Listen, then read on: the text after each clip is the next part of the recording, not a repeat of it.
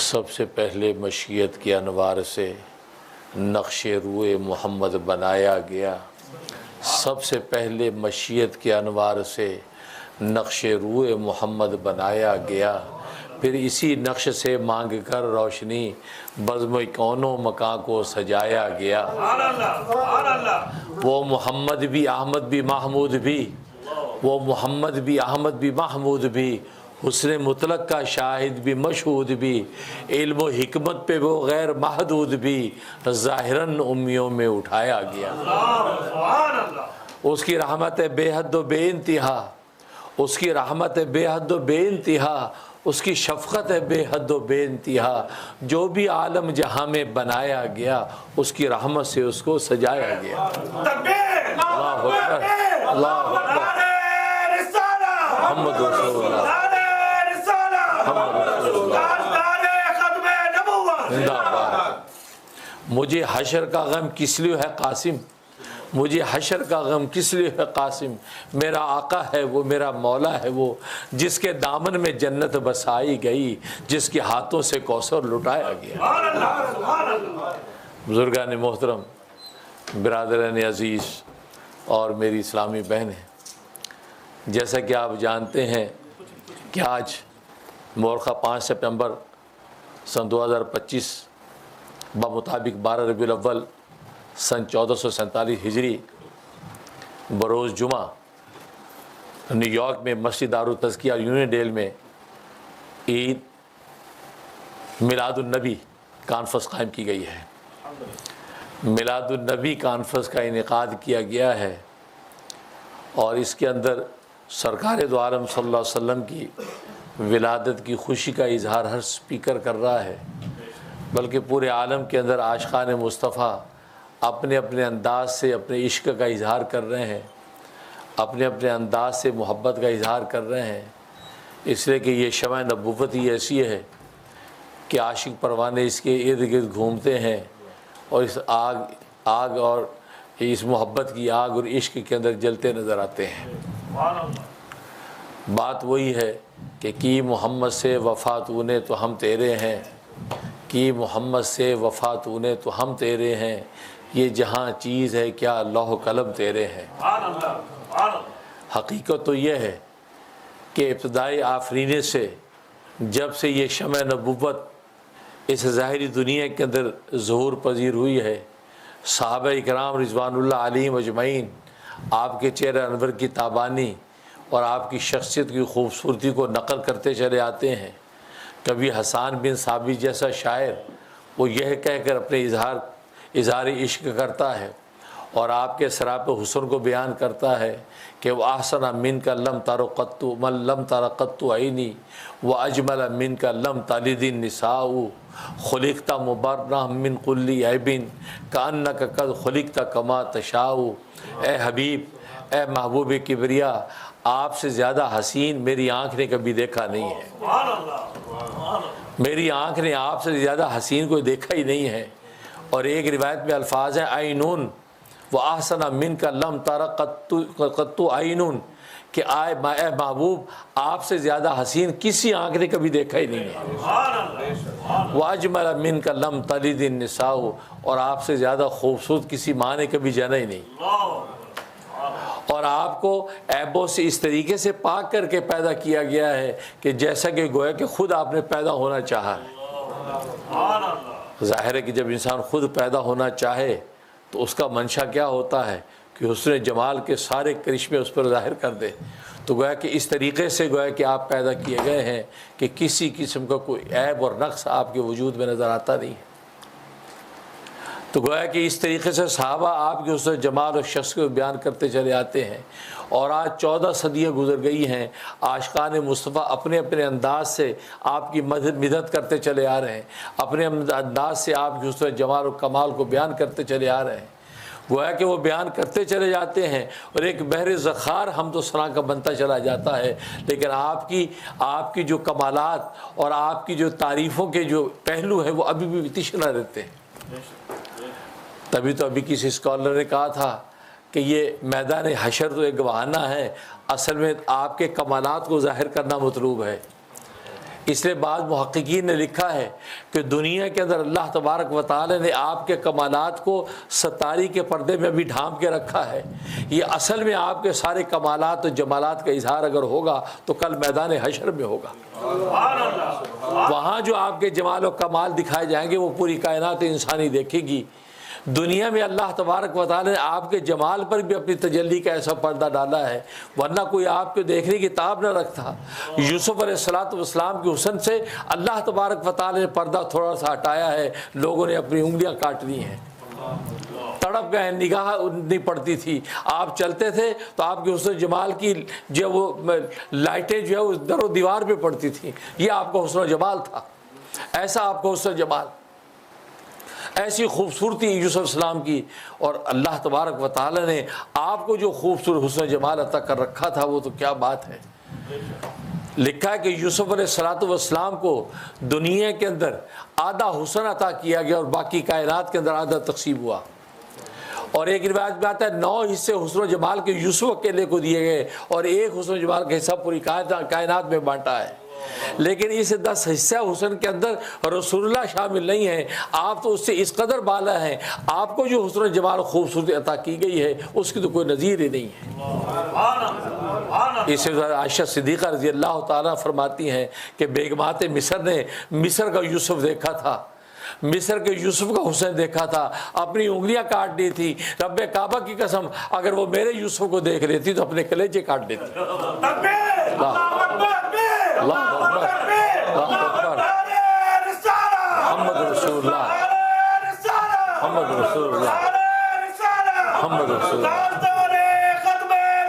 زندہ باد۔ تو حقیقت یہ ہے، تو ایسا حسن و جمال آپ کی ذات اقدس کو دیا، اور آج تک شعراء اپنا اپنا حصہ ڈالتے چلے آ رہے ہیں۔ تو آج ہم بھی جو جمع ہیں، ہم بھی اسی اظہار عشق میں اپنا حصہ ڈالنے کے لیے جمع ہیں، ورنہ آپ کے حسن جمال اور آپ کے کمالات کا احاطہ کوئی کر نہیں سکا۔ لکھا ہے علامہ ابن حجر عسقلانی رحمہ اللہ تعالی نے روایت کیا ہے، پر ہم نے اپنے اساتذہ سے یہ بات سنی، ایک عربی شاعر نے سرکار دو عالم صلی اللہ علیہ وسلم کی مدد و شان پر قصیدہ لکھا، 40,000 اشعار کا قصیدہ لکھا، اور نبی کریم صلی اللہ علیہ وسلم کی زندگی کے ہر پہلو پر گفتگو کی، اور سب سے آخر میں جب آخری شعروں پر پہنچتا ہے تو اپنے ناتوانی اور عجز کا اظہار کرتا ہے، اپنی ناتوانی عجز کا اظہار کرتا ہے کہ ابھی بھی رسول اللہ صلی اللہ علیہ وسلم کی وہ کمالات اور جمالات کے مناظر باقی ہیں، پہلو باقی ہیں، لیکن اب مزید دیکھنے کی تاب اور ہمت نہیں ہے۔ ان کے اس عربی اشعار کا کسی اردو شاعر نے اردو میں ترجمہ کیا اور کہا کہ تھکیے فکر رسا مدہ باقی ہے، تھکیے فکر رسا مدہ باقی ہے، اور قلم آبلہ پا مدہ باقی ہے۔ گویا کہ 40,000 اشعار کے قصیدے کا سفر کرتے کرتے کرتے سوچنے کی قوتیں میری تھک گئی ہیں، ہر پہلو پر میں نے لکھ دیا اور سوچ لیا، اب مزید سوچنے کی طاقت و تاب نہیں، لیکن رسول اللہ کی مدح ابھی بھی باقی ہے، اور قلم آبلہ پا مدح باقی ہے۔ 40,000 اشعار کا سفر کرتے کرتے قلم کے پاؤں کے اندر آبلے پڑ گئے، چھالے پڑ گئے چل چل کے، لیکن مدح ابھی بھی باقی ہے۔ تمام عمر لکھا، تمام عمر لکھا، مدح باقی ہے، یعنی عمر تمام ہو گئی ہے لیکن مدح ابھی بھی باقی ہے۔ تمام عمر لکھا، مدح باقی ہے، اور ورق ہوا تمام، مدح باقی ہے۔ تو گویا کہ اتنا طویل ترین سفر کرنے کے بعد بھی شاعر اپنی عاجزی کا اظہار کرتا ہے کہ رسول اللہ صلی اللہ علیہ وسلم کی کمال ابھی بھی باقی ہے۔ اس سے پتہ چلتا ہے کہ پر حصہ تو ڈالا جا سکتا ہے، اس حصے کا حق نہیں ادا کیا جا سکتا۔ وہ لکھا ہے نا، حضرت یوسف علیہ السلام بازار مصر کے اندر فروخت کیے جا رہے ہیں، فروخت کیے جا رہے ہیں، غلام بک رہا ہے، اور لوگ وہاں پہ اپنے خزانوں کے منہ کھول کے بیٹھے اور قیمتیں لگا رہے ہیں۔ ایک بڑھیا وہ ایک اون کی اٹی لے کر وہ بھی کھڑی ہے لائن میں، تو کسی نے پوچھا کہ تو لائن میں کیوں کھڑی ہے؟ یہ تیری اون کی اٹی سے تو یوسف ملنے والا نہیں، یہاں تو وزیر اعظم نے اپنے خزانے کا منہ کھولا ہوا ہے، وہ خریدنے کے لیے غلام کو آیا ہے، اتنا حسین و جمیل باصلاحیت غلام تو تجھے کہاں ملے گا؟ تو بڑھیا نے کیا بات کی؟ کہا مجھے بھی پتہ ہے یہ اون کی اٹی کے بدلے مجھے ملنے والا نہیں، میں تو اس لیے لائن میں لگی ہوئی ہوں کہ کل روز قیامت میں یوسف کے خریداروں میں میرا نام بھی آ جائے۔ تو ہم تو یہ حصہ اسے ڈالنے کے لیے بیٹھے ہیں کہ رسول اللہ صلی اللہ علیہ وسلم کے محبت کرنے والوں کے اندر ہمارا نام بھی آ جائے۔ حضرت ابراہیم علیہ السلام کو آگ کے اندر ڈالا گیا نار نمرود میں، تو ایک بلبل منہ میں چونچ کے اندر پانی کا قطرہ لے کے اوپر سے پانی ڈالتی تھی، تو کسی نے زبان حال سے اسے کہا کہ ایک پانی کا قطرہ جو ڈالتی ہے اس سے یہ آگ بجھنے والی، یہ تو آگ 12 میل کے فاصلے میں پھیلی ہوئی ہے، یہ کہاں بجھے گی؟ یہ تیرے ایک پانی کے قطرے سے کہاں بجھے گی؟ یہ پانی کا قطرہ تو فضا میں تپش سے خشک ہو جاتا ہے۔ وہ کہتے ہیں مجھے بھی پتہ ہے، میں تو پانی کا قطرہ اس لیے ڈالتی ہوں کہ کل روز قیامت میں حشر کے اندر کھڑے ہوں تو اللہ کے خلیل سے محبت کرنے والوں میں میرا نام بھی آ جائے۔ کہ بجھانے کی میں نے کوشش تو کی، بھلے نہیں بجھی، لیکن خلیل سے محبت کرنے والوں میں میرا نام آئے۔ اور ادھر گرگٹ اس کو پھونکے مارتا تھا، گرگٹ وہ دور سے پھونکے مار رہا تھا، حالانکہ اس کی پھونکوں سے آگ بھڑکنے والی نہیں ہے، لیکن اس کا نام اللہ کے خلیل کو دشمنوں میں لکھ دیا گیا۔ اور خود نبی کریم صلی اللہ علیہ وسلم فرمایا یہ گرگٹ کہیں مل جائے پہلی چوٹ میں اس کو ہلاک کر دو، اور جس نے اتنے زور سے اس پر ضرب لگائی پہلی چوٹ میں ہلاک کر دیا تو قضا و قضا اس کو اتنا اجر و ثواب ملے گا کہ لکھا نہیں جا سکتا، اور اگر دوسری چوٹ میں ہلاک کر دیا تو اس سے کم اجر ملے گا، تیسری چوٹ میں ہلاک کر دیا اس سے بھی کم اجر ملے گا۔ مطلب یہ فرمایا کہ اللہ کے خلیل کے دشمنوں اس کا نام ہے، کیونکہ یہ پھونکے مار کے آگ کو بھڑکانے کی کوشش کر رہا تھا۔ یہ چھوٹی چھوٹی ایونٹس، چھوٹی چھوٹی چیزیں یہ آپ کا نام کہاں پہنچا دیتی ہیں۔ یہ چھوٹا سا مختصر ایونٹ آپ نے قائم کیا اور اپنا حصہ ڈالا ہے، اپنے نعت کے ذریعے سے، اپنے کلام کے ذریعے سے، اپنے خیال کے ذریعے سے، بس رسول اللہ صلی اللہ علیہ وسلم کے عاشقوں میں نام لکھا گیا۔ تو اصل میں ہم آج نام لکھوانے کے لیے آئے ہیں، نبی پاک صلی اللہ علیہ وسلم کے ساتھ محبت کی کہ اظہار کا حق تو ہم ادا ہی نہیں کر سکتے۔ قوت عشق سے ہر پست کو بالا کر دے، دہر میں اس میں محمد سے اجالا کر دے، کیونکہ سرکار دو عالم صلی اللہ علیہ وسلم کی ذات عالی تو وہ نعمت ہے کہ جس نعمت کا احسان اللہ تبارک و تعالی نے جتلایا ہے۔ اللہ تبارک و تعالی بے شمار نعمتیں کائنات انسانی میں ہمیں عطا کی ہیں، لیکن اللہ نے کسی نعمت کا احسان نہیں جتلایا کہ دیکھو میں نے یہ تمہیں دیا، میں نے یہ احسان کیا تم پہ، لیکن واحد ایک نعمت ہے اور وہ سرکار دو عالم صلی اللہ علیہ وسلم کی ذات عالی کی نعمت ہے۔ یہ نعمتیں جب انسانیت کو دی تو اللہ تبارک و تعالی نے لقد من اللہ علی المؤمنین کہہ کے پکارا۔ لقد اللہ تبارک و تعالی نے احسان کیا ہے ایمان والوں پر، تو گویا کہ اس انعام اور نعمت کو بیان کرتے ہوئے بطور احسان کی ذکر فرمایا، اس کے علاوہ کسی نعمت کا احسان نہیں جتلایا۔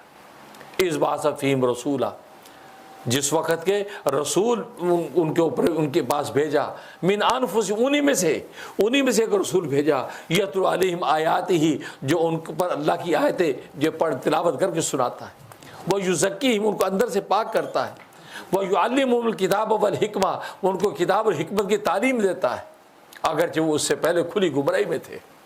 تو گویا کہ انعام کے طور پہ اللہ تبارک و تعالی احسان جتلایا ہے، سرکار دو عالم کی وہ ذات عالی ہے۔ اس نے کہا کہ لا یمکن الثناء کما کان حقہ، بعد از خدا بزرگ تو قصہ مختصر، سرکار دو عالم صلی اللہ علیہ وسلم کے ثنا کا حق ادا نہیں کیا جا سکتا، بس اتنا ہی کہا جا سکتا ہے پہلے خدا اس کے بعد مصطفیٰ۔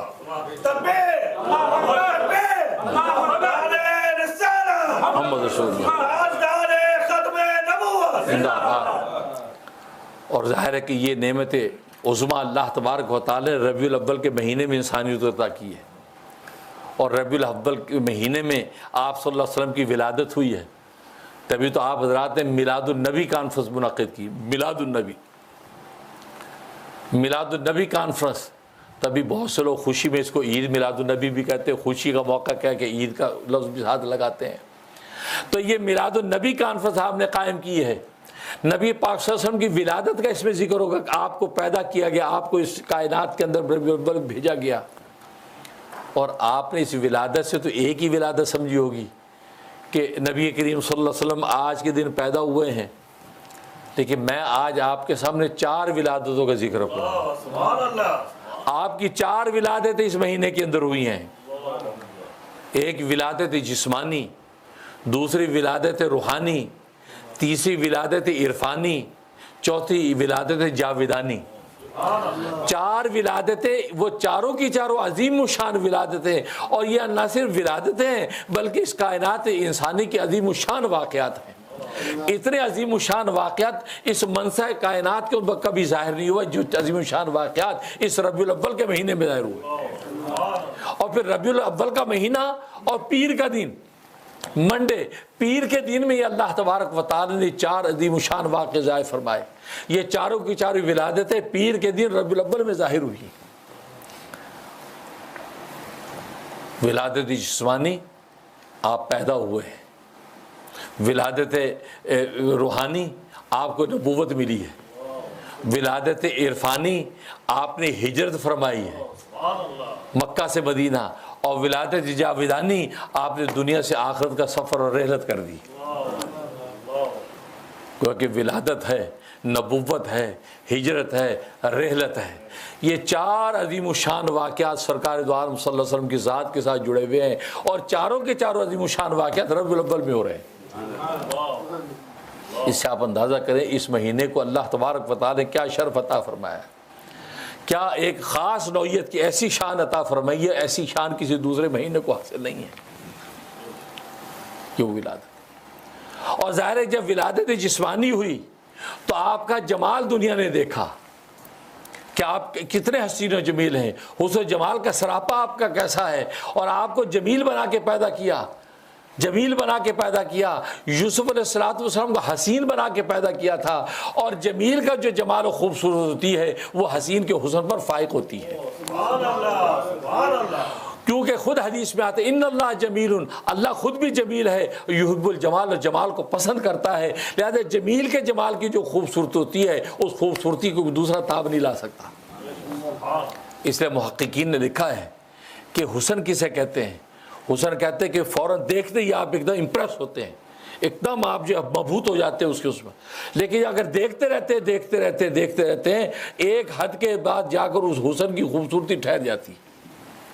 آپ نے کسی حسین کے چہرے کو دیکھا، آپ نے کسی حسین کے خوبصورت ہاتھ کو دیکھا، آپ نے کسی حسین کے حسین ہونٹوں کو دیکھا، آپ دیکھتے رہے یہاں تک کہ اس کے ہونٹوں کی خوبصورتی ایک حد پر جا کر ٹھہر جائے گی، اس سے مزید آگے نہیں بڑھتی۔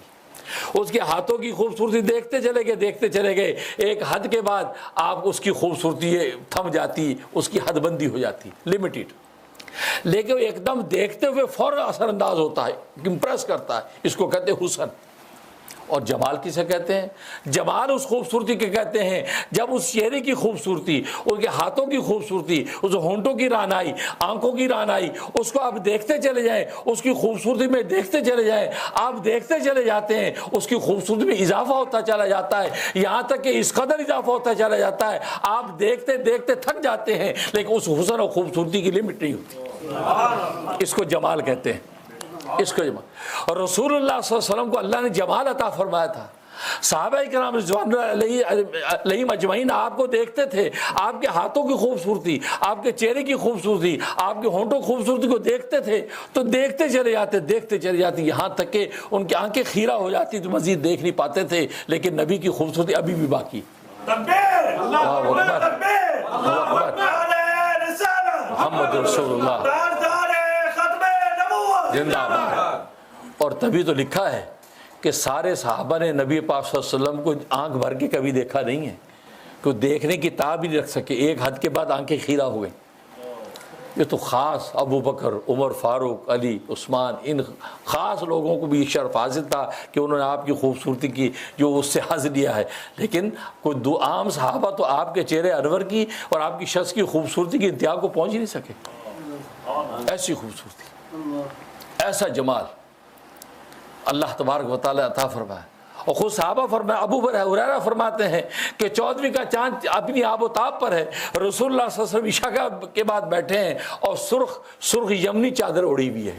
سرخ کا مطلب اسے کالی دھاریاں ہیں، مرون کلر آج کے زمانے میں آپ سمجھ لیں کہ مرون کلر کی اس پہ کالی دھاریاں، اور ایک روایت میں سفید دھاریوں کی چادر آپ نے اوڑھی بھی ہے، سرخ چادر کے اندر ملبوس ہیں. فرمایا ہم کبھی چاند کی تابانی دیکھتے تھے کہ کبھی چہرے انور کی روشنی کو دیکھتے تھے، آخر یہی فیصلہ کرتے تھے آپ کے چہرے انور کی روشنی کے سامنے چاند ماد نظر آ رہا ہے. یہ آپ کی خوبصورتی کا عالم. اور حضرت انس فرماتے ہیں میں نے نبی پاک سے زیادہ خوبصورت سرخ جوڑے کے اندر کبھی انسان کسی کو نہیں دیکھا. سرخ جوڑے میں آپ جتنے حسین و جمیل لگتے تھے میں نے کوئی انسان کبھی اتنا خوبصورت نہیں دیکھا. اور یہ سرخ جوڑا، یہ سرخ جو حلہ جو آپ کا فیورٹ ہوتا تھا، آپ کا محبوب ترین لباس ہوتا تھا، آپ یہ پہنتے تھے. اور رات کے اس تابانی کے اندر آپ ایک چاند کی طرح چمک رہے ہیں. ایسی خوبصورتی اللہ نے آپ کو عطا کی. صحابہ نقل کر رہے ہیں آپ کی خوبصورتی. چنانچہ شمائل ترمذی کے نام سے پوری کتاب لکھی، آپ کے جسم کے ایک ایک عضو کی خوبصورتی صحابہ نے بیان کی. انگلیوں کے پورے کیسے ہیں، نگاہیں کیسی ہیں، نگاہوں کے اندر ڈورے کیسے ہیں، آپ کے ہونٹ باری کیسے ہیں، ناک آپ کی کیسی سطوہ ہیں، کانوں کا توازن کیسا ہے، گردن کیسی سراہی دار ہے، پاؤں آپ کے کیسے متوازن ہیں. ایک ایک چیز ایسی صحابہ نے نوٹ کر کے اس کو کہتے عاشق. وہ عاشق تو وہی ہوتا ہے ایک ایک چیز محبوب کی دیکھتا ہے، اس کی ایک ایک چیز میں اس کو حسن و جمال نظر آتا ہے، اور وہ صحابہ آگے نقل کر رہے ہیں. اور شمائل ترمذی کے نام سے پوری کتاب محدثین نقل کر دی جس میں رسول اللہ صلی اللہ علیہ وسلم کی ایک ایک اداؤں کا ذکر. ایسا حسن و جمال آپ کو عطا کیا. تو آپ کی ولادت جسمانی ہوئی تو آپ کا جمال دنیا نے دیکھا. پھر عین 40 سال کے بعد ربیع الاول ہی کا مہینہ اور پیر کے دن میں آپ کو نبوت ملی. جب آپ کو نبوت ملی اور آپ کی ولادت روحانی ہوئی تو آپ کا کمال دنیا نے دیکھا کہ یہ باکمال نبی صرف نبی نہیں ہے بلکہ خاتم نبیین ہے. یہ صرف نبوت پر ایمان لانے سے آپ مومن نہیں رہیں گے بلکہ اس کی ختم نبوت پر ایمان لانے پر مومن کہلائیں گے. آپ موسیٰ کو اکیلا نبی مان لیں آپ کا ایمان قائم، عیسیٰ کو اکیلا نبی مان لیں آپ کا ایمان قائم، ابراہیم کو نبی مان لیں ایمان قائم. لیکن محمد صلی اللہ علیہ وسلم کو صرف نبی ماننے پر ایمان قائم نہیں ہوگا جب تک آپ اس کو ختم نبوت کا یعنی خاتم النبیین نہیں مانیں گے. آخری تو آخری نبی ماننا ختم نبوت. کیا آپ خاتم النبیین ہیں؟ نیرا نبی نام ماننے سے ایمان آپ کا مکمل نہیں، بلکہ آپ کہیں گے یہ خاتم النبیین ہے، آخری نبی ہے. تو آپ کو یہ ختم نبوت کا ایسا تاج پہنایا کہ آپ کا کمال دنیا نے دیکھا. اور تبھی تو جب بیت المقدس کے اندر انبیاء جمع ہوئے معراج کے سفر میں، اور وہاں پر بھی انبیاء نے بھی تو ایک کانفرنس کی تھی. ایک اللہ نے کانفرنس کی، وہ اذ اخذ اللہ میثاق النبیین، سورۃ آل عمران میں اللہ ذکر کر رہے ہیں سارے نبیوں کو روحوں کو جمع کر کے اللہ نے کانفرنس کی اور نبی پر ایمان لانے کا عہد لیا. وہ ایک الگ تفصیل. پھر بیت المقدس کے اندر سارے نبی جمع ہوئے، وہاں کانفرنس ہوئی اور ہر نبی نے تقریریں کی باری باری. سب سے آخر میں محمد رسول اللہ صلی اللہ علیہ وسلم نے تقریر کی اور ہر نبی نے اپنی وجہ فضیلت بیان کی. ابراہیم نے کہا کہ مجھے اللہ نے خلیل بنایا، موسیٰ نے کہا کہ مجھے اللہ نے اپنا کلیم بنایا، عیسیٰ نے کہا مجھے اللہ نے اپنا روح بنایا، کلمہ بنایا. ہر ایک نے اپنے فضائل بیان کیے. نبی پاک صلی اللہ علیہ وسلم آپ نے اپنے فضائل بیان کیے اور اس میں یہ فرمایا کہ مجھے اللہ نے ختم نبوت کا تاج پہنایا، مجھے خاتم النبیین بنایا. یہ بات کہی حالانکہ آپ آخری مقرر تھے. جیسی آپ کی تقریر ختم ہوئی حدیث میں آتا ہے کہ ابراہیم علیہ السلام اٹھ کے دوبارہ اسٹیج پہ آ گئے. اسٹیج پہ دوبارہ آ گئے. اے لوگوں اب ہمیں پتہ چلا کہ اس رسول کو محمد کو ہم سب پر فضیلت کیوں دی گئی، اس لیے کہ اللہ نے تو اس کو خاتم النبیین بنایا ہے. اس ختم نبوت کی وجہ سے ہم سب کے اوپر فائق ہو گیا. اللہ اکبر، اللہ اکبر، محمد رسول اللہ. ابراہیم خلیل اللہ علیہ السلام دوبارہ آ کر اس بات کا اظہار کر رہے، اوہو اب پتہ چلا کہ ہم سب پر فضیلتوں کی وجہ کیا ہے، امامت کا منصب اس کو کیوں دیا، ہم سب اس کے پیچھے کھڑے ہو کے نماز پڑھ رہے ہیں. آخر وجہ کیا تھی؟ یہ ابھی سے اظہار کیا کہ اس کو خاتمہ یعنی اس کو خاتم النبیین بنایا، ختم اس کا تاج پہنایا. اسی وجہ سے ہم سب کے اوپر افضل اشرف ہو گیا ہے. اس لیے تو جب ولادت روحانی ہوئی تو آپ کا کمال دنیا نے دیکھا. پھر ہجرت ہوئی. یہ ولادت عرفانی اب معرفت کے اور شریعت کے دروازے کھلنے والے ہیں. اب ہجرت کر کے آپ مدینہ پہنچنے والے ہیں, اب شریعت کے ابواب آپ پر کھل رہے ہیں, علم و معرفت کے خزانے آپ کو دیے جا رہے ہیں, زندگیاں گزارنے کے جو راستے آپ پر متعین کیے جا رہے ہیں, اور پورا دین کھل کر آپ پر نازل ہو رہا ہے. تو یہ گویا کہ یہ ولادت عرفانی جب ہوئی, معرفت آپ پر کھلی ہے, تو دنیا نے آپ کا جو ہے وہ نوال دیکھا. نوال کا مطلب وہ احسان جو دنیا نے دیکھا, جس احسان کی وجہ سے دنیا نے صراط مستقیم کا راستہ پایا. کیونکہ ہجرت ہوئی, مدینے پہنچے ہیں, شریعت کے احکام کھل کے سامنے آئے ہیں, نتیجہ کہ لوگوں کو راہ مستقیم ملا ہے. یہ نوال, یہ احسان آپ کا. اور پھر آپ کی چوتھی ولادت یعنی ولادت جاویدانی, مطلب آپ دنیا سے چلے گئے, امر ہو گئے, اب دنیا سے چلے گئے, ریل میں فرمائی. اس وقت جو اللہ تبارک و تعالی نے آپ کے غلاموں کا کمال انسانوں کو دکھایا کہ آپ نے 23 سال کے عرصے کے اندر جن غلاموں کی تربیت کی تھی, ان غلاموں کے کمال دیکھے. اس سے کہ جب تک آفتاب روشن تھا تو ستارے اپنی روشنی دکھا نہیں سکے, ستارے روشنی کے اندر ڈھپے رہے. جب آفتاب پردے میں گیا, اب ستاروں نے اپنی روشنیاں دکھائیں, تو نبی یہ کہہ کر گیا کہ اصحابی کالنجوم, میرے صحابہ ستاروں کی طرح ہیں. بیائی مختلف احتدتم, ان میں سے جس کا بھی دامن پکڑ لو گے تم ہدایت پا جاؤ گے. جب سورج ہٹا ہے, آفتاب نبوت پردے میں گیا ہے, ستاروں کی روشنیاں آسمان پہ پھوٹی ہیں, تو لوگوں نے ستاروں کو دیکھ کر رائے حق کو پا لیا.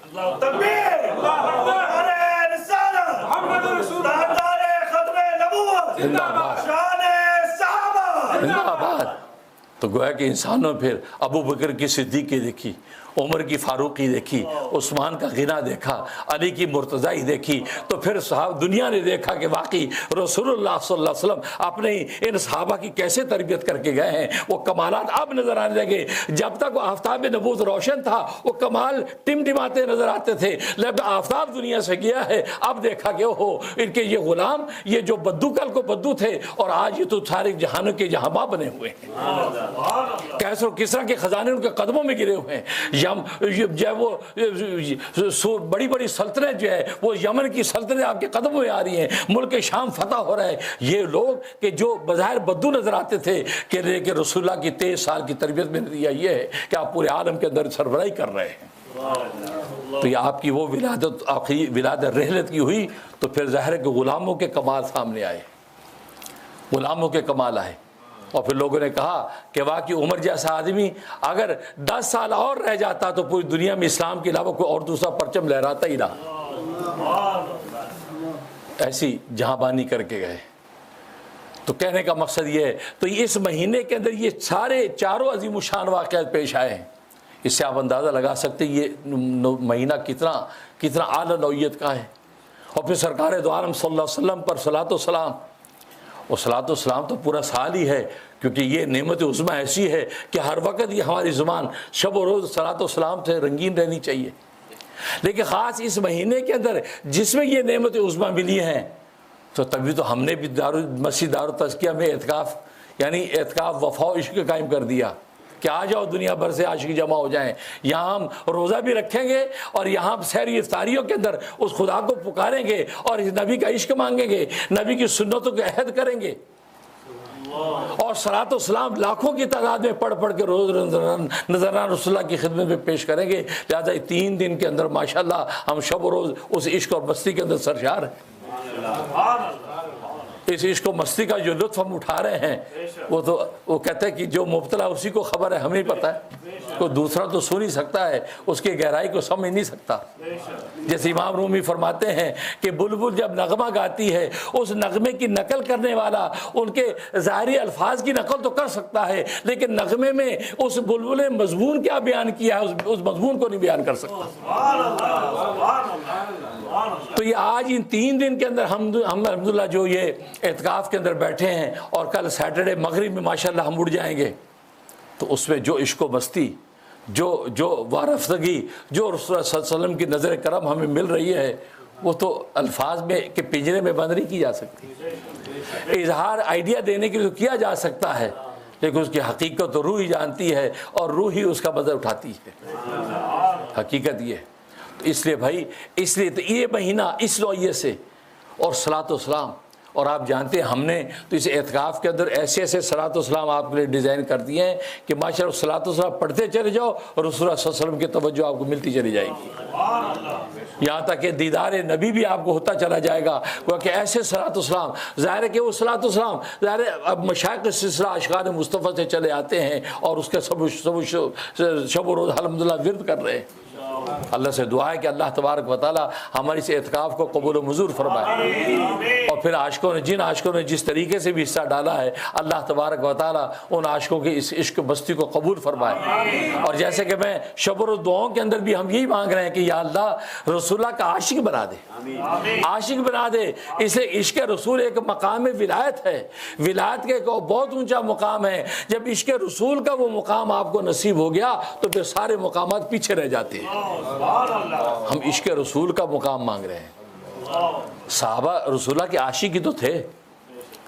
بخاری کی حدیث ہے باب الوضو کے اندر، ابو موسیٰ ثقفی جو مشرکین مکہ نے نمائندہ بنا کے بھیجا کہ جاؤ محمد صلی اللہ علیہ وسلم سے ملاقات کرو اور وہاں کے احوال لے کے آؤ، وہاں جب گیا ہے آپ نے فرمایا کہ تم 2-3 دن ہمارے پاس ٹھہر جاؤ، وہ ٹھہر گیا۔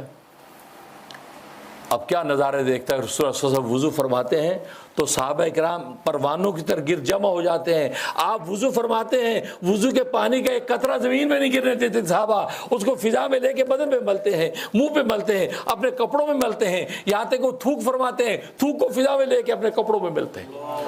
اور یہاں تک لکھا اگر کسی کو وہ پانی نہیں ملتا دوسرے کے گیلے بدن پہ ہاتھ ملتا ہے کہ رسول اللہ صلی اللہ علیہ وسلم کے مس کے وہ پانی مل جائے۔ اب یہ حالت دیکھ رہا ہے، وہ حیران ہو رہا ہے، اور جب رسول اللہ گفتگو کرتے ہیں ایسا سناٹا ہو جاتا ہے کہ سانس کی آواز نہیں آتی، ایسے جیسے گویا کہ پرندے ان کے سروں پر بیٹھے ہیں۔ جب واپس آیا ابو جہل، عتبہ، شیبہ، ولید سب کو جمع کیا، کہا کہ اے سرداران قریش، میں نے محمد جیسا بے تاج بادشاہ نہیں دیکھا، میں نے قیصر و کسریٰ کے دربار دیکھے ہیں، میں نے وہاں پر سفارتیں کی ہیں، لیکن محمد جیسا بے تاج بادشاہ نہیں دیکھا کہ وہ جو ہے وہ وضو فرماتے ہیں، اس کے پانی کا ایک قطرہ زمین پہ صحابہ گرنے نہیں دیتے، وہ تھوک فرماتے ہیں، تھوک کو کپڑوں پہ مل لیتے ہیں، وہ گفتگو فرماتے ہیں تو سانس کی آواز نہیں آتی۔ پر میں نے بڑے بڑے دربار دیکھے لیکن ایسی بادشاہی نہیں دیکھی۔ مجھے سمجھ میں آ گیا ہے کہ سردار قریش ابھی بھی سوچنے کا تمہیں موقع ہے، اس لیے کہ وقت دور نہیں ہے کہ پورے جزیرۃ عرب کے اندر محمد کا پرچم بلند ہو جائے گا۔ اللہ اکبر، محمد رسول اللہ زندہ باد۔ میں یہ نظارہ دیکھ کے آیا ہوں کہ وقت دور نہیں ہے کہ پورے جزیرۃ عرب کے اندر محمد کی دین روشن ہو جائے گا، اس سے پہلے اسے مان لو۔ لہذا ابو موسیٰ ثقفی مسلمان ہو گئے، بعد میں رضی اللہ عنہ ہو گئے، اس لیے کہ ظاہر ہے کہ جب یہ نظارہ دیکھا ہے تو پھر دل نے قبول کر لیا۔ دماغ بعض دفعہ بحث کرتا ہے لیکن دل حق کو قبول کرتا ہے، دل نے قبول کر لیا، اور واشہد ان لا الہ الا اللہ واشہد ان محمد رسول اللہ کہہ کے دار اسلام میں داخل ہو گئے۔ تو یہ صحابہ نے عشق و مستی اور محبت کا یہ حق ادا کیا ہے۔ لہٰذا اس لیے علماء نے لکھا ہے کہ نبی کریم صلی اللہ علیہ وسلم کے بہت سے حق ہیں۔ امام غزالی نے 23 تک کی لسٹ لکھی، 23 حق ہیں، لیکن سارے حقوں کو جب سمیٹتے چلے گئے تو ایک حق بن گیا، یعنی محبت۔ نبی سے سچی محبت کر کے دکھا دو، سارے حق ادا ہو جائیں گے۔ کہ خود آپ نے فرما دیا لا یؤمن احدکم حتی اکون احب الیہ من والدی و ولدی والناس اجمعین، تم میں سے کوئی شخص کامل مومن نہیں ہو سکتا جب تک کہ میں اس کی نظر میں محبوب نہ ہو جاؤں، اس کے والد سے بھی، اس کی اولاد سے بھی، ساری انسانیت سے زیادہ جب تک میں محبوب نہ ہو جاؤں اس وقت تک وہ مومن نہیں ہو سکتا۔ لہذا ایمان منزل اگر پکڑے گا تو اسی پر پکڑے گا کہ کیونکہ ایمان کی اگر روح کوئی چیز ہے، کیونکہ ہر ایک جسم کی روح ہے، ایمان ایک جسم، اس ایمان کی اگر روح ہے تو محمد مصطفیٰ کی محبت ہے۔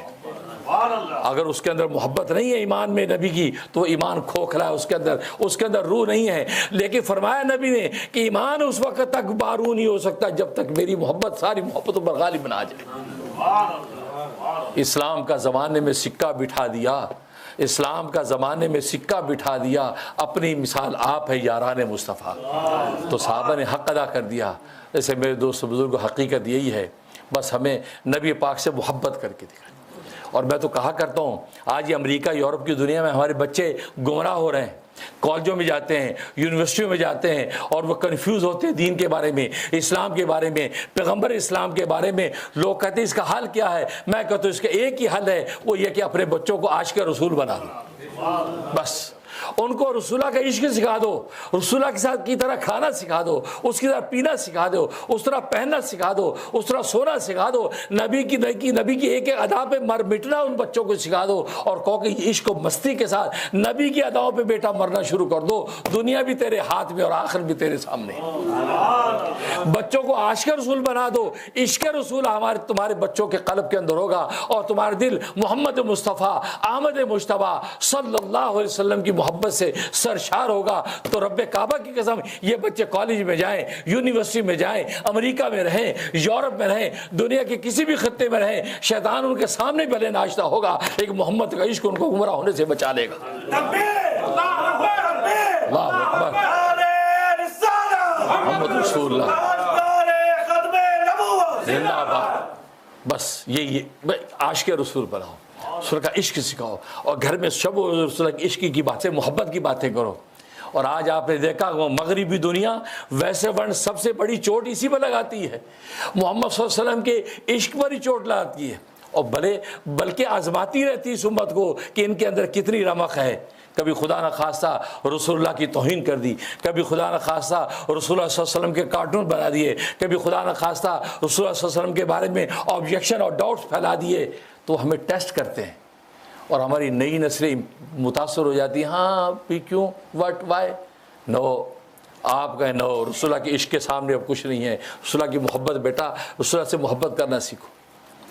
ہماری محبتیں بھی رسول اللہ کی محبت کی وجہ سے ہیں، رسول اللہ کی محبت کی وجہ سے اللہ تم سے محبت کرے گا، کیونکہ خود قرآن میں اللہ نے کہا قل، اے پیغمبر ان کو کہہ دیجئے، ان کنتم تحبون اللہ، اگر تم اللہ سے محبت کرتے ہو تو فاتبعونی، میری اتباع کرو، میری سنتوں پر عمل کرو، میری سنتوں پر مت مٹو، میں کھاتا کیسے ویسے کھایا کرو، میں پیتا کیسے ویسے پیا کرو، میں لیٹتا کیسے ویسے لیٹا کرو، میں پہنتا کیسے ویسے پہنا کرو، میری رفتار، گفتار، اخلاق، کردار، ایک ایک اداؤں کو اپنی زندگی کے اندر پیدا کرنا شروع کر دو، تو تمہیں انعام کیا ملے گا؟ قرآن کہہ رہا ہے یحببکم اللہ، اللہ تمہیں اپنا محبوب بنا دیں گے، اللہ تمہیں اپنا محبوب بنا دیں گے۔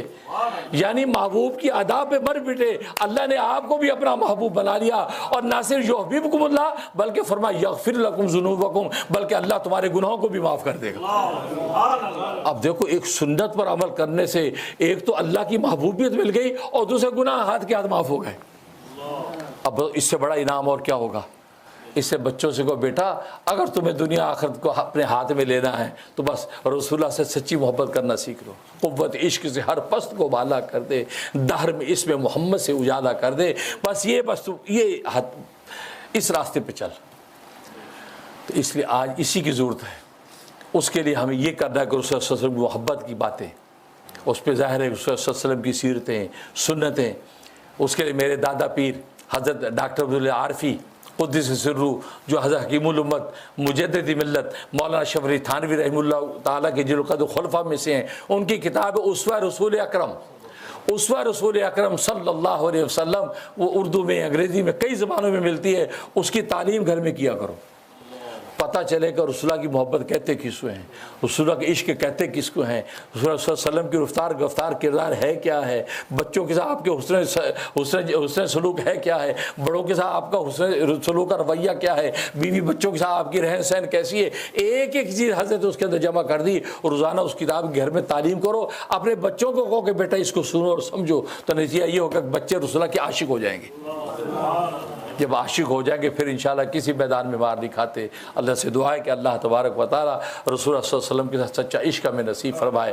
وآخر دعوانا الحمدللہ رب العالمین۔